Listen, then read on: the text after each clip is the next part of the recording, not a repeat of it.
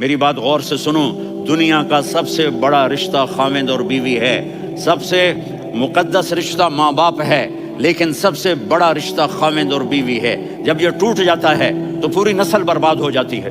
اس لیے آپ نے زندگی گزار کے دکھائی، آپ گھر میں جھاڑو دے رہے ہیں، آپ آٹا گوندھ رہے ہیں، آپ حضرت عائشہ کو لقمے بنا کے کھلا رہے ہیں، اور حضرت عائشہ کی دلداری کے لیے فرما رہے ہیں، عائشہ سننا حدیث طبرانی کی، عائشہ انہو لیہون علی الموت ان اریتک زوجتی فی الجنہ، عائشہ مجھے جب سے پتا چلا ہے نا کہ تو جنت میں میری بیوی ہے تو مجھے تو مرنے کا شوق لگ گیا ہے۔ اللہ کی قسم ہمیں سکھانے کے لیے تھا۔ جس نے اللہ کو دیکھ لیا ہو اسے عورت کی کیا خواہش رہ جاتی ہے۔ یہ ہمیں سکھانے کے لیے تھا کہ سب سے زیادہ عزت بیوی اپنے خامند کو دے، خامند اپنی بیوی کو دے۔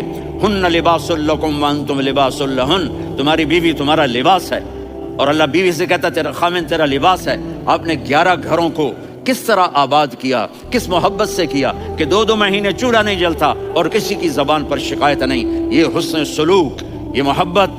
حضرت عائشہ کی عمر تھوڑی تھی، جہاد کے سفر سے واپسی ہو رہی، تو آپ نے صحابہ سے کہا بھی چلے جاؤ، سارے آگے چلے گئے، تو صرف آپ دونوں رہ گئے۔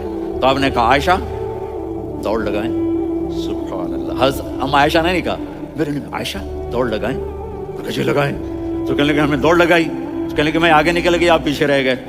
چند سال گزرے تو پھر ہم جہاد کے سفر سے آ رہے تھے، تو آپ نے کہا صحابہ سے جاؤ بھی چلے جاؤ، آگے آگے آگے آگے، وہ غائب ہو گئے۔ پھر آپ نے کہا عائشہ دوڑ لگائیں، تو میں نے کہا جی لگائیں۔ کون دنوں ذرا میں موٹی ہو گئی تھی، تو جب دوڑ لگی تو میرے نبی آگے نکل گئے، میں پیچھے رہ گئی۔ تو ہم نے کہا حاضہ بتلک، عائشہ تو میں اب برابر ہو گئے، ایک دوڑ تم نے جیتی، ایک دوڑ میں نے جیتی۔ یہ ہمیں گھر کی زندگی سکھانے کے لیے تھا کہ گھر میں بیوی کے ساتھ کیسا ہونا چاہیے۔ اور عورتوں کے لیے کہا اگر میری شریعت میں سجدہ ہوتا تو میں بیوی سے کہتا اپنے خامند کو سجدہ کرے۔